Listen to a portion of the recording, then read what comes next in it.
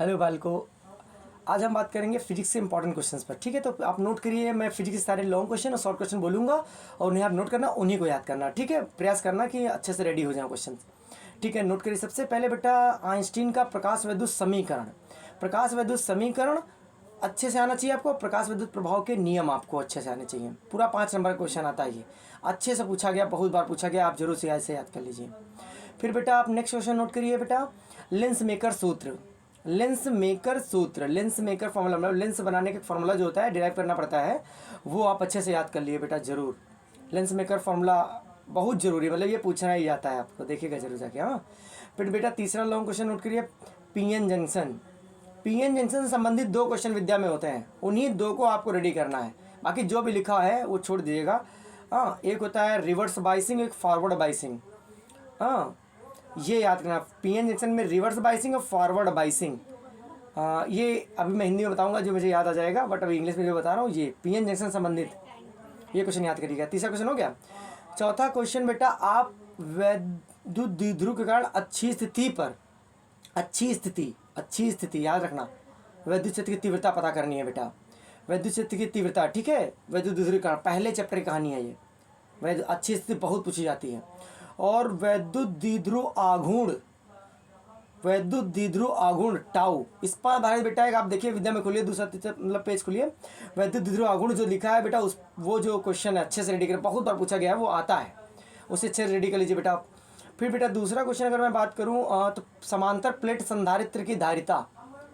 समांतर प्लेट संधारित्र की धारिता ये विद्या में दिया है, ये धारिता वाले चैप्टर में खोलिए बेटा, अच्छे से पढ़िए इसको।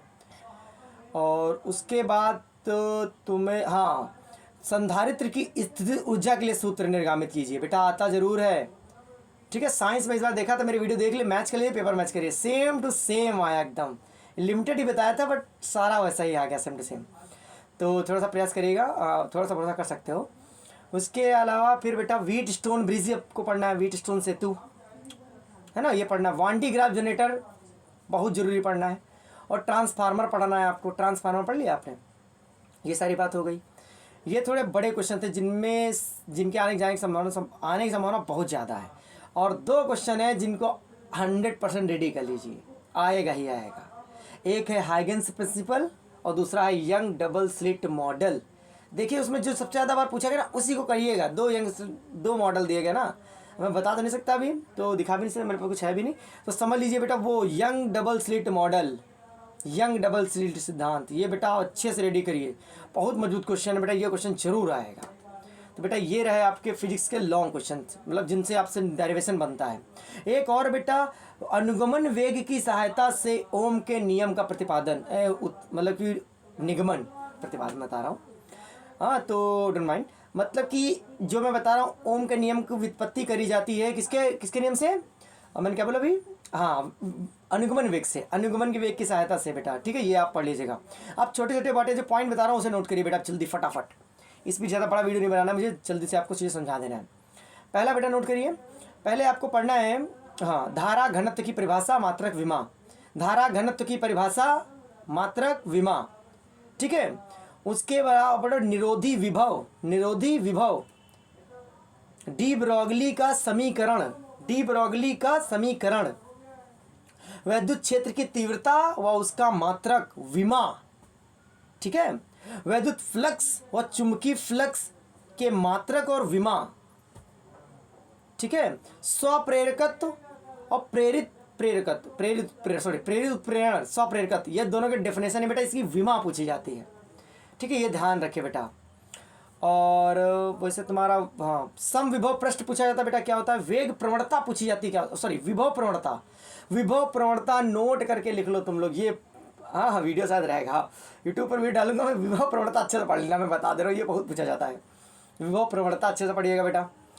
उसके अलावा बेटा अगर आपसे कूलाम का नियम पूछा जा सकता है, क्योंकि बहुत पहला चैप्टर होता है ना, तो टीचर उससे ज़्यादा फोकस नहीं करता है। चुंबकीय बल रेखाएं क्या होती हैं, वैद्युत बल रेखाएं क्या होती हैं, इनके गुण बेटा।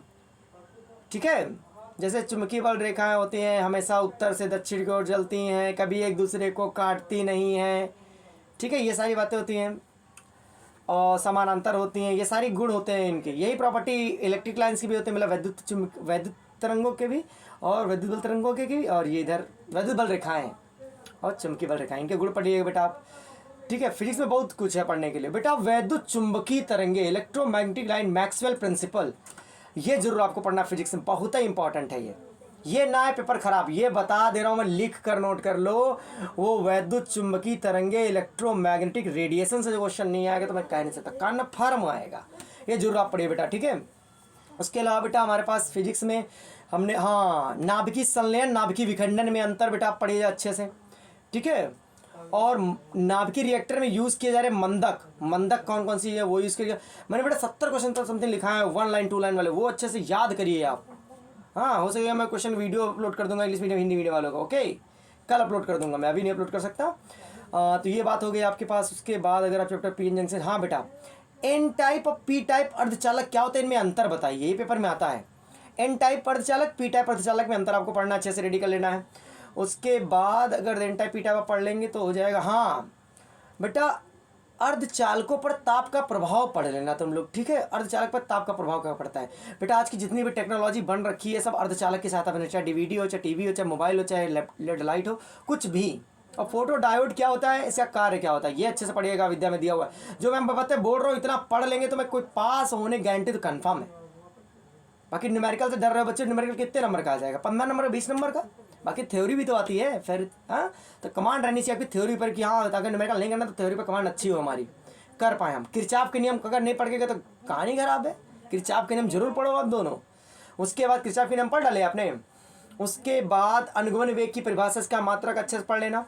विशिष्ट प्रतिरोध और विशिष्ट चालकता में संबंध, धारा घनत्व तो विशिष्ट प्रतिरोध विशिष्ट चालकता में संबंध, ये तीनों में डिफरेंस संबंध आता है। अवतार विद्या में चैप्टर में जरूर दिया है। और नति कोण नमन कोण दोनों ही अच्छे से पढ़ लेना बेटा। इनके लिए सूत्र निर्गमित किया गया, वो अगर कर सकते हैं तो आप कर लीजिए। ठीक है, तो ये वाला क्वेश्चन आपके लिए हो गया। उसके अलावा फिजिक्स में अभी अभी और क्वेश्चन है, सुनो। तो मैंने आपको कैपेसिटर बता दिया, करंट का बता दिया, ओम का नियम तो वैसे पढ़ने वाला नहीं है लेकिन पढ़ लेना, ओम का नियम भी आता है ट्वेल्थ में। उसके बाद कैपेसिटर बता दिया, ये पोटेंशियल डिफरेंस हो गया। और हाँ गतिमान आवेश, हाँ एक डायरेक्शन तो छूट गया यार। दो समांतर तारों में प्रवाहित धारा उनके बीच उत्पन्न बल का जो सूत्र होता है निकालिएगा बेटा। एम्पियर का परिपथी नियम, एम्पियर का परिपथी नियम। ठीक है, ये पढ़ लीजिएगा बेटा। उसके बाद अब बचा क्या है आपका, ट्रांसफार्मर बता दिया ना मैंने। हाँ ट्रांसफार्मर पढ़ा दिया मैंने आपको। संयुक्त सूक्ष्मदर्शी, या तो खगोलीय दूरदर्शी आता है या संयुक्त सूक्ष्मदर्शी आता है, ये बेटा आपको अच्छे से पढ़ना है। उसके अलावा आपको ये पढ़ लेंगे, ये क्लियर हो जाएगा। न्यूमेरिकल्स बेटा आपको लगाने नहीं हैं।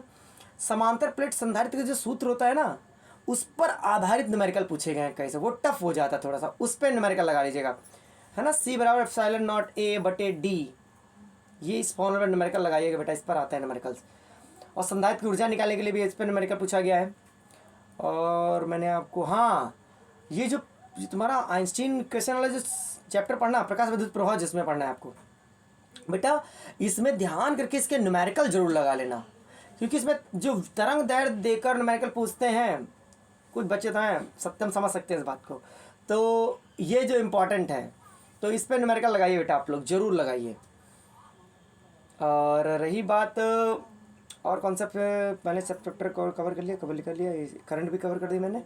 उसके बाद कैपेसिटर वाला भी कवर किया मैंने, विभव वाला भी, हाँ विभव प्रवणता बताई तो मैंने, हाँ विभव, तो विभव प्रवणता भी अच्छे से रेडी कर लेना, विभव प्रवणता अच्छे से रेडी करना, समविभव प्रश्न अच्छे से रेडी करना, स्थिति ऊर्जा अच्छे से रेडी कर लेना है, संधारित्र की स्थिति ऊर्जा, समांतर प्लेट संधारित्र धारिता, अगर हो सके तो गोली संधारित्र की धारिता पढ़ लेना बेटा, संधारित्र का उपयोग पढ़ लेना बेटा।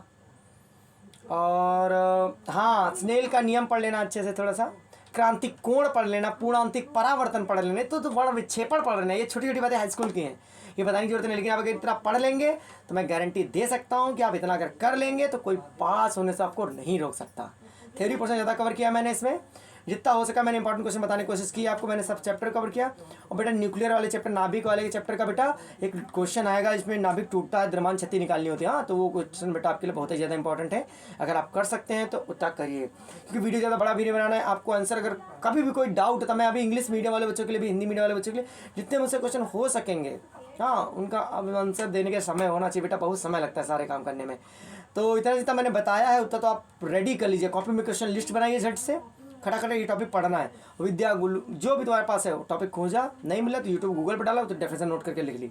हर शब्द की डेफिनेशन आना चाहिए। न्यूमेरिकल भी आएगा ना तो पहले डेरिवेशन के पहले न्यूमेरिकल की डेफिनेशन, मतलब वो न्यूमेरिकल में भी डेफिनेशन बता, वैद्य छेद से आप क्या समझते हैं, फिर एक न्यूमेरिकल दे दिया तो एक नंबर तो पकड़ने लायक हो जाओ। एक एक नंबर पकड़ने की कोशिश करोगे तब देन अच्छा कर पाओगे, ठीक है।